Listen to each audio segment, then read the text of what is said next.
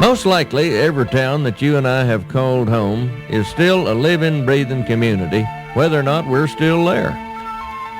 If we up and moved out, others were ready to move in and take our place. Ghost towns, on the other hand, are the carcasses left behind in the brief history of the American West, bones bleaching in the sun. Once there was a community, and now there isn't. For the most part, these were not the towns that would witness the passing of generations. The trails would always lead somewhere else. In Idaho, most ghost towns are a testament to the powerful lure of gold. Gold, or at least a chance of finding it, once aroused a passion in people that's hard for us to understand today. Gold caused such commotion that entire towns were put up in a big hurry for no other reason than to have some place to live while gold was being pulled out of the ground. In they rushed, and what a horde it was.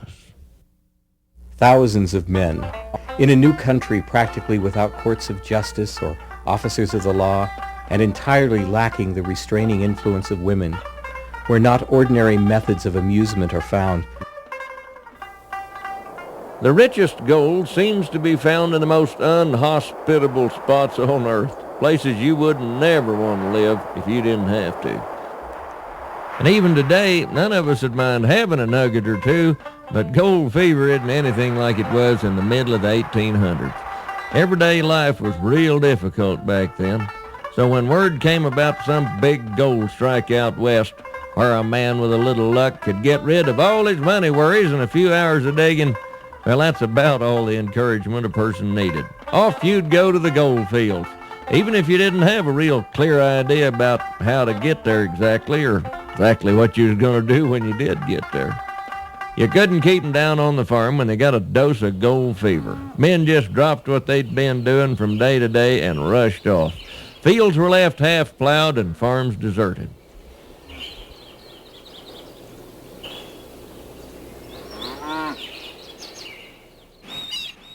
Ships were boarded on the East Coast for a 4-month journey around the tip of South America, headed to ports on the West Coast. The gold rush started in California after a discovery there in 1848. When gold was found in Idaho territory a dozen years later, it held the promise of being California all over again. Till then, nobody had given much thought to this particular part of the country. Neither California nor Caribou ever presented such gold prospects as are now found on the Salmon River. The facts in regard to the minor riches there, which come to us from authentic sources, are absolutely bewildering.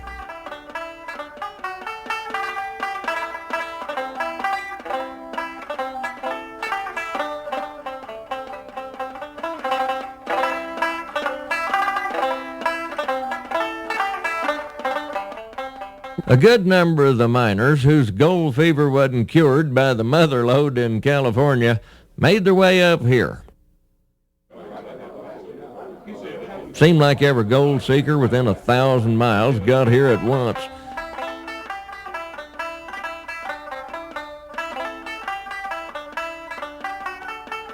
And then they seemed to leave all at once. A stream side could have no people at all in May. Gold discovered in June, 3,000 people in August, and nearly none the next spring. And if gold country provided only steep hillsides to build on, well, that's where you built. Towns were put up with their future dependent on a supply of treasure that was not unlimited.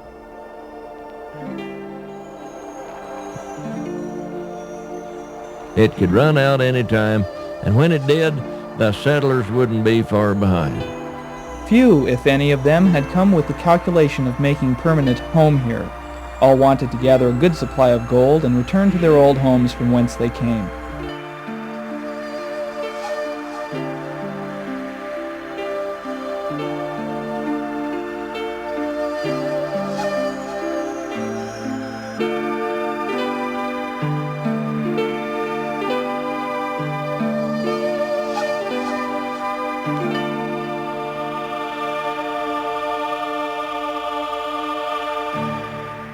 That's why so many houses look like the builder was in a hurry to finish. and get to the main business at hand.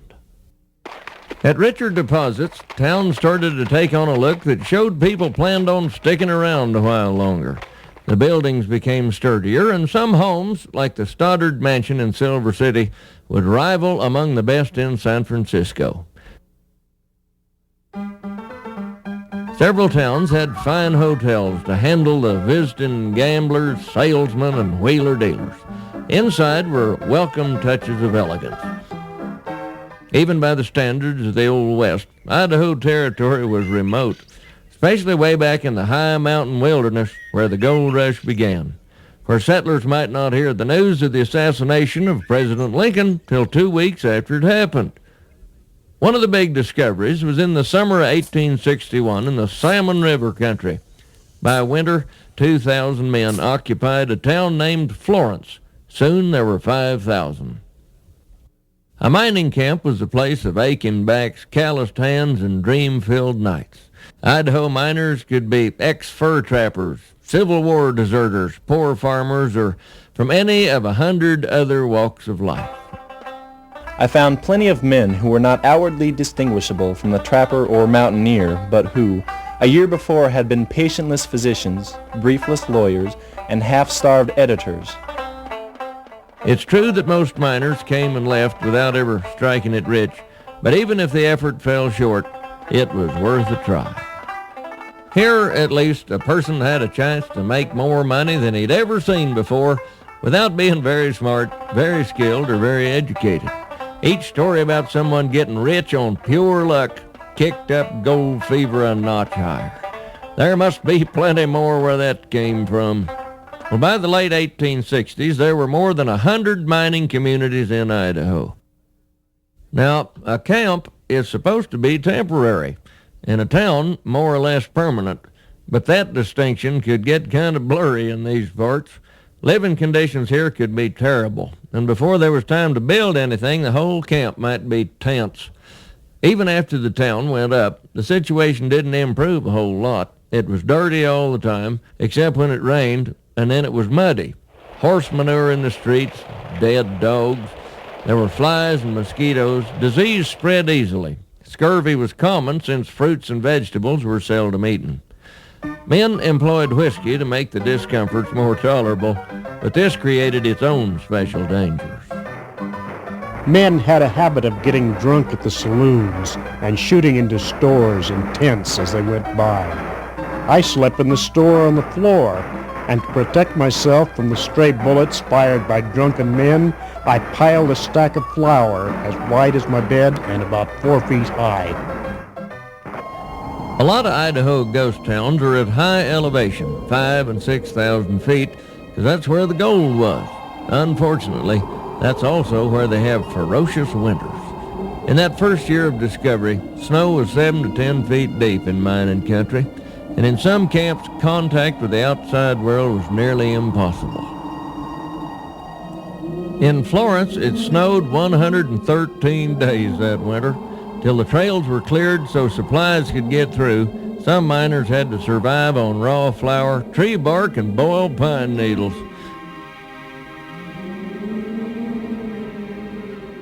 One year, spring runoff caused the whole town to drown. In 1909, Roosevelt, Idaho got covered with water when a mudslide blocked a creek that ran through town. The tops of the buildings are just beneath the murky surface of what is now Lake Roosevelt. Luckily, there are no ghosts trapped inside. The few people still living in town at the time saw the water rise day by day and had plenty of time to leave. Stake a claim was what miners tried to do when they got to camp. That way, if they hit the jackpot, it was theirs to keep.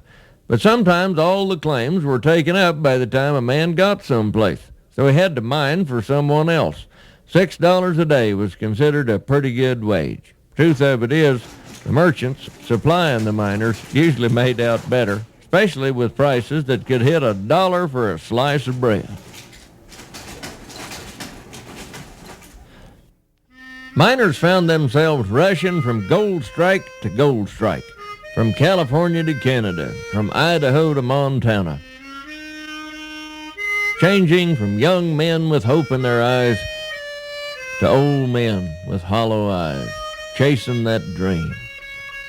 In the 1860s, nearly two-thirds of the working population of Idaho was involved somehow in mining. For the most part, settlers who swarmed over the West in those days didn't care that someone else was already living there. The Indians watched the invasion of the whites with curiosity, concern, and anger. At first, the Indians were pretty tolerant, but as whites arrived in larger numbers, Indians saw their ancestral lands swallowed up. Westward expansion was not about to be slowed up by tribes of Indians.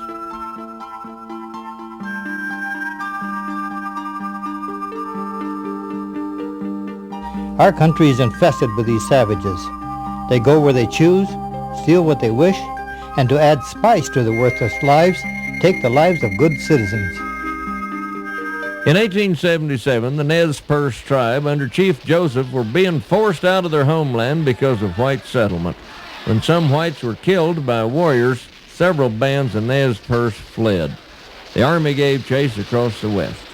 Beginning in North Idaho, the Army and the Nez Perce engaged in 18 separate battles during a pursuit that stretched more than 1,600 miles. In 3 months, 180 whites were killed, most of them soldiers, and 120 Indians were killed, about half women and children. One of the most unusual Indian wars was the one they call the Sheep Eater War.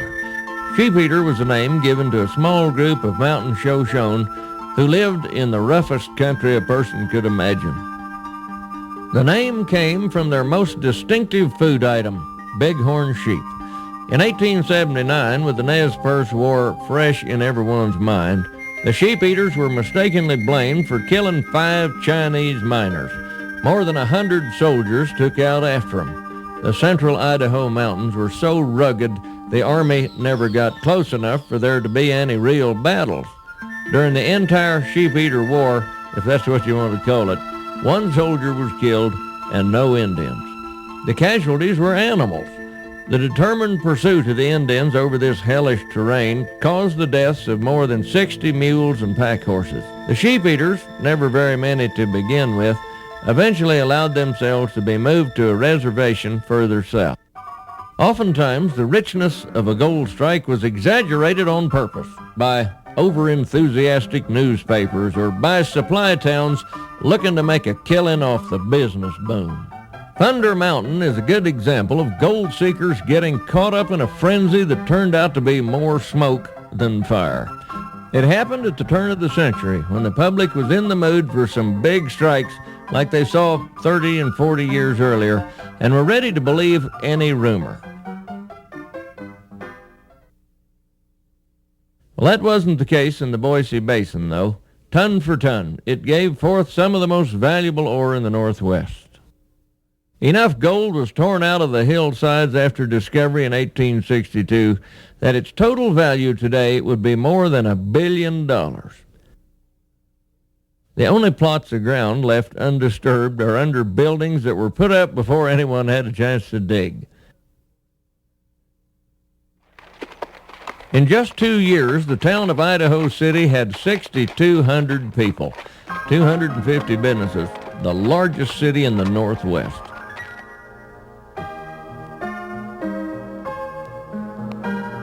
For doing things in a hurry, gold was a great motivator.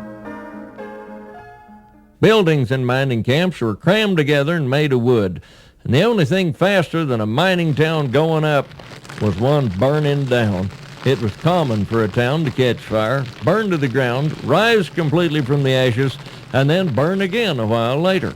In 1865, more than 80% of Idaho City went up in flames. As long as people have been searching out gold, they've been trying to figure out the best way to separate it from the rock it comes in. Water is used one way or the other. You either bring the gold to the water or the water to the gold. Gold is heavy and sinks to the bottom in any washing process. Seems funny to say that the cleanest thing you saw in mining areas were big piles of rock that had been washed of gold and tossed aside. These piles are known as tailings.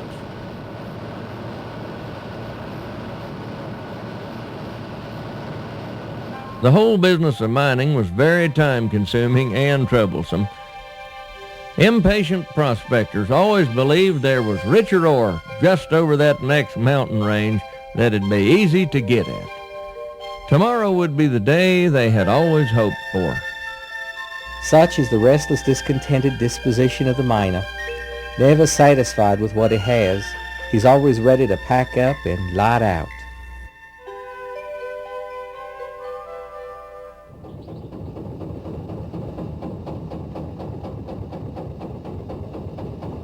Eastern states had factory smokestacks to mark their skylines. The most prominent feature in most western mining towns was its own type of factory, the stamp mill, built on steep ground to take advantage of gravity. Inside, the sound of ore being churned and crunched broke the quiet stillness of Idaho mountain valleys. It was said that in a mining town, people heard dogs bark for the first time when the mill finally shut down. Lonely and quiet now, a stamp mill might have had as many as 60 big, noisy piston arms crashing down on rock. Huge monsters called dredges scooped out stream beds bucket by bucket. Sifting through a ton of rock would bring an ounce or less of those flecks of gold. When dredges began popping up in the late 1800s, these mechanical marvels became the pride of the community. Mining towns were difficult to get to back then, and not all that much easier today.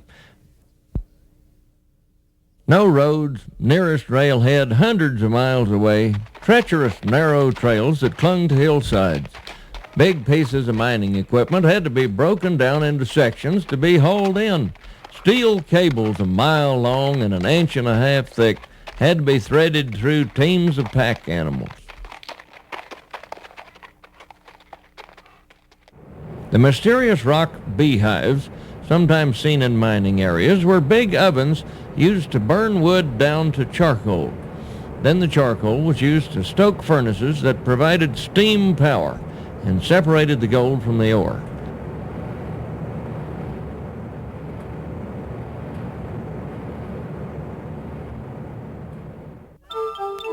Idaho had a lot more Chinese in its mining camps than other places in the West. It was mainly a coincidence of timing. The Chinese helped build America's transcontinental railroad, so when that job was finished in 1869, thousands were looking for other work and spilled into Idaho mining camps. They worked as merchants and as miners, getting the leftover diggings that white miners felt had already been played out.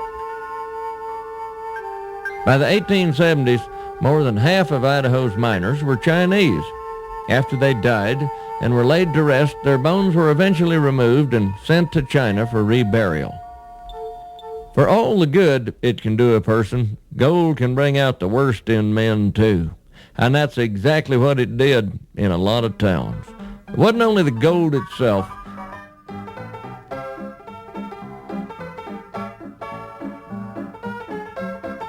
Violence would result from that fiery combination of guns, liquor, women, lack of women, and cabin fever. The criminal justice system back then was not a model of efficiency. The sheriff's office and the courthouse were often corrupt or incompetent. Jails were ramshackle affairs which criminals broke out of regularly.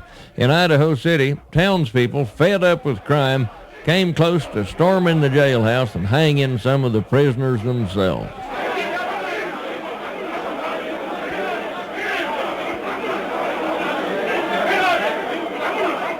If we may believe the district attorney, within the limits of Boise County there have occurred some 60 deaths by violence without a single conviction of murder in the first degree. This lawlessness gave rise to vigilance committees, or vigilantes as they came to be known. Vigilantes were meant to strike terror into the hearts of evildoers. Their behavior scared a lot of citizens. In the town of Warren, for example, vigilantes lynched 3 Chinese for stealing boots. Heated arguments over mining claims were quite common, but in 1868 in Silver City, it came to out-and-out war. Two underground mines were operating right next to each other on War Eagle Mountain. Eventually, miners from the Golden Chariot mine tunneled through to the neighboring Ida Elmore mine on purpose. As the gunfight continued, the Golden Chariot miners threatened to knock down the timber supports holding up the Ida Elmore mine and bury its workers. For several days, the gunfight continued below and above ground. Amazingly, only 2 people were killed. The governor was finally called in to make peace. It looked like everything was settling down when a drunken brawl took place and one of the Ida Elmore men was shot to death. The victim was J. Marion Moore, a flamboyant character who was at the center of some of Idaho's most famous gold discoveries. His funeral was the most elaborate ever held in Idaho territory. The two sides were ready to go to war again when the governor called in army troops from Boise to calm things down. Speaking of war, not even being way out west could a man escape the war between North and South that was raging in the other half of the country. The first shots of the Civil War were ringing out at Fort Sumter when men began streaming into Idaho gold fields. Although far removed from the war itself, western mining towns showed sharply divided sympathies for one side or the other. In northeastern Idaho, the naming of the town Leesburg, after General Robert E. Lee, so riled up the North faction that they moved outside the city and founded Grantsville. People back then took their entertainment seriously. Dancing, music, games, and general socializing were remedies for the cabin fever which ran rampant at these lonely outposts. They were even known to ham it up for a comic photograph. As if they didn't get enough of it during the workday, miners would hold contests, drilling holes and big rocks during town festivals. With the absence of women, the men in these towns sometimes danced with themselves on Saturday nights. A much preferred situation was when saloon owners brought in hurdy-gurdy girls as partners for $50 a dime. To men of the Old West, there were just 2 kinds of women, good ones and bad ones. Besides the hurdy-gurdy girls, the bad ones included the soiled doves imported to work in the brothels, which were often confined to the outskirts of town. In one way or the other, everyone in these towns was chasing that pot of gold at the end of the rainbow. If a town lasted long enough, it started to take on the traits of a normal community. There were wives and children, school and church, refined social activities. But in most places, it was the lucky miner who was able to find a wife and settle into family life. Many a man kept moving on from strike to strike, finding neither gold nor love, either one. In the old days, there were a lot of obstacles to a person living into old age. Mining was a dangerous enough job as it was, and then you add to that gunfights, end-to-end battles, harsh elements, poor sanitation, and diseases and injuries that 19th century medicine could not treat very well. Western ghost towns are in the process of being swallowed back into the landscape. However long that takes, these colorful places have provided us with enough stories and legends to last for generations to come.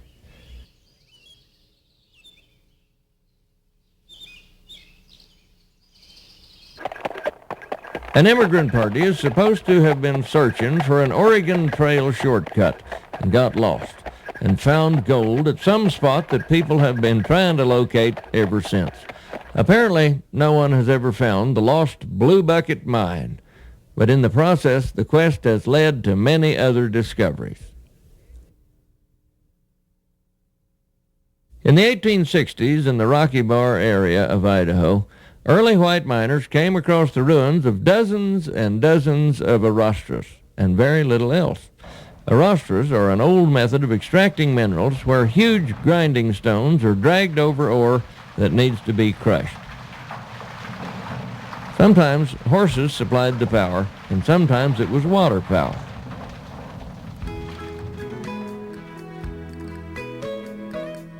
Arrastras were commonly used in the Old World, most notably in Spain. These discoveries then convinced some that Spaniards had been here hundreds of years earlier. The place was named Spanish Town. Well, historians now say the Arrastras were probably left by Mexican miners who had come up from California just a few years earlier. Up near Atlanta, Idaho, the best story about Peg Leg Annie comes during a winter blizzard in 1898 when she and a lady friend decided to go to a nearby town. They were halted by a snowstorm. Annie was found half frozen and her friend was dead. Rescuers poured a good amount of liquor down her, then sawed off both of her legs to save her life. In later years, she continued to be a prominent personality in the area. Most of Idaho's ghost towns had a very short lifespan, like shooting stars that burn brightly but burn quickly. Names that aroused such passion a century ago when attached to gold strikes seem only quaint today. The Black Warrior, Oro Grande, the Poor Man, Buffalo Hump, Casino Creek. Idaho's gold rush peak was a short period from the early to mid-1860s. There were occasional revivals later, but nothing to compare to those glory years. At a time when the imprint of modern society is spreading everywhere, ghost towns are heading in exactly the opposite direction. Since the gold seekers packed up and left long ago, they have witnessed the heat of 100 summers and the snows of 100 winters. Wobbly and badly weathered, their complete disappearance will draw down the curtain on a time that was unlike any other. The gold lies hidden in the hills, away from the eyes of men, and I know it will never be sought again, never as they sought it then. The days of old and the days of gold as we knew them then to be are numbered with dim bygones. They are only a memory.